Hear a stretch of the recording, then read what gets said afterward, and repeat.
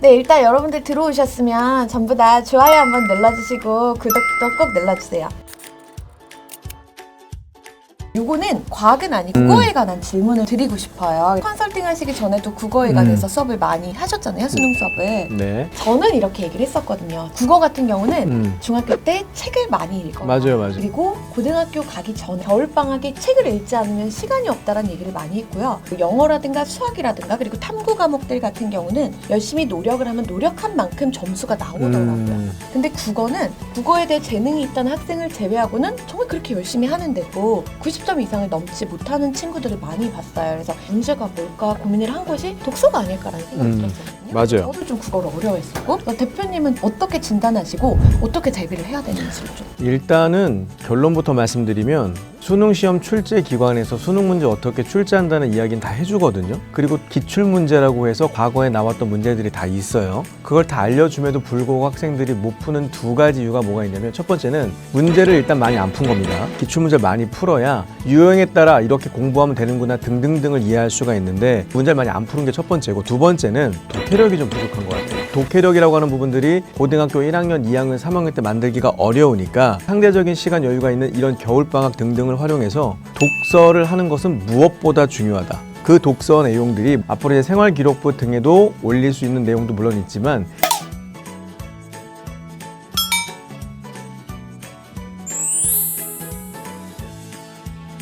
그 독해력이 바탕이 돼야 기출문제를 풀고 국어 공부를 해서 내신 시험도 준비하고 결과적으로 수능 시험까지도 준비할 수 있는 방향성의 시작점은 독서가 돼야 한다 하는 내용이 제가 아주 오랜 동안 많은 학생들을 지켜봐도 얻을 수 있었던 결론입니다. 그럼 제가 궁금한 게요. 특히나 이번 겨울방학 때 독서를 해야 되는데 시간이 얼마 남지 않았어요. 2개월도 안 되는 시간이 남아있는 상태에서 어떤 책을 어떻게 시간 활용을 해서 어떤 방식으로 해야 하는 건지. 왜냐면 책을 좀 잘 읽었던 친구들 아니면 어릴 때부터 만화책이라도 본 친구들은 읽는 속도 자체가 다르고 근데 독서를 안 해본 친구들은 연습이 안 돼 있으니까 앞에 한 2장 읽고 책 덮고 그다음에 또 새로운 책 사서 한 2장 읽고 덮고 이렇게 되는 것 같거든요. 책을 읽어나갈 때는 어떤 걸 중점적으로 보면서 읽어나가는 게 맞는 건지. 관심 있는 주제로부터 출발하는 게 맞아요. 책을 읽는다고 하더라도 너무 낯선 주제나 낯선 소재의 내용을 읽게 되면 누구나 어려워하는 게 맞거든요. 내가 조금이라도 관심 있어 하는 내용과 주제의 책을 읽으면 좋겠다는 게 첫 번째고 그리고 배경 지식을 얻기 위해서라면 저자들이 강연한 내용, 샘플 강의, 유튜브 영상 등등등이 있거든요. 그런 거와 같이 보는 거죠. 그 영상도 좀 보고 책 내용도 같이 읽을 수가 있고 그래서 배경 지식을 쌓아 나가면서 관심된 주제로부터 독서의 절대적인 양 자체를 늘려나간다 하는 내용이면 좋을 것 같습니다. 그래서 지금 말씀해 주신 게 내가 책을 읽어본 적이 없다면 관심 있는 주제의 책을 읽어라. 그래서 저는 오늘부터 과학과 관련돼서를 많이 하도록 하겠습니다.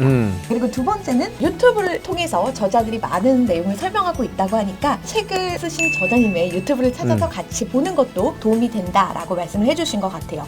안 하는 것보다 하는 게 낫잖아요. 아무것도 안 하는 게 그냥 실패하는 거고요. 도전이라도 하면 또 성장을 합니다. 선생님이 개인적으로 여러분들에게 해주고 싶은 얘기는 여러분들이 어떤 성공의 목표를 가지고 내가 책을 100권 읽는 게 성공이야 또는 내가 만점을 봐서 어느 학교 들어간 게 성공이야 라고 생각을 하면 그게 너무 힘들고 멀게만 느껴져요. 그리고 막막해서 오히려 쉽게 포기를 하게 되는 것 같아. 그래서 그냥 오늘은 20페이지 읽어야지 내일은 22페이지 읽어야지 이렇게 단기적으로 내가 성장하는 거에 목표를 두고 겨울방학을 보내시면 훨씬 더 크게 성장이 있지 않을까라는 생각이 듭니다.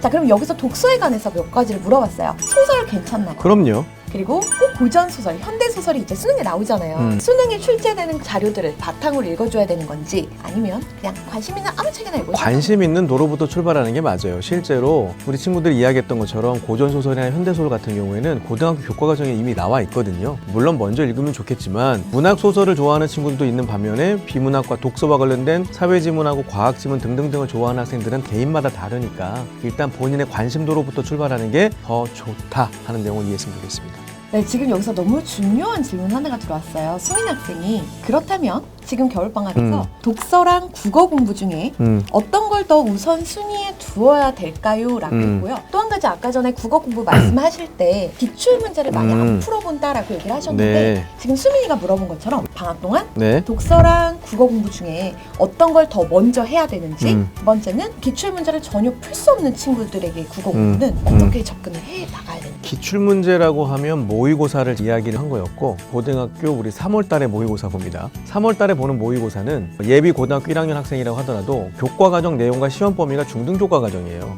교육청 모의고사 과거 자료, 2020년 자료, 19년 자료, 18년 자료가 나와 있는 문제집이 시중에 나와 있어요. 그 책은 반드시 먼저 공부를 해야 된다. 그래야 이런 내용으로 이런 문제 유형으로 고등학교에서 시험이 출제가 되는구나를 이해할 수 있으니까 그게 일단 첫 번째고, 독서란 부분들은 개인적으로 관심 있어 하는 분이니까 꼭 입시랑 연결시키지 않는다고 하더라도 진로와도 관련성이 있을 수가 있으니까 독서는 개별적으로 꼭 필요한 내용인 거죠. 그럼 독서 자체를 국어 공부의 하나다라고 생각을 하고 겨울방학을 보내면 그냥 해야 되는 거죠.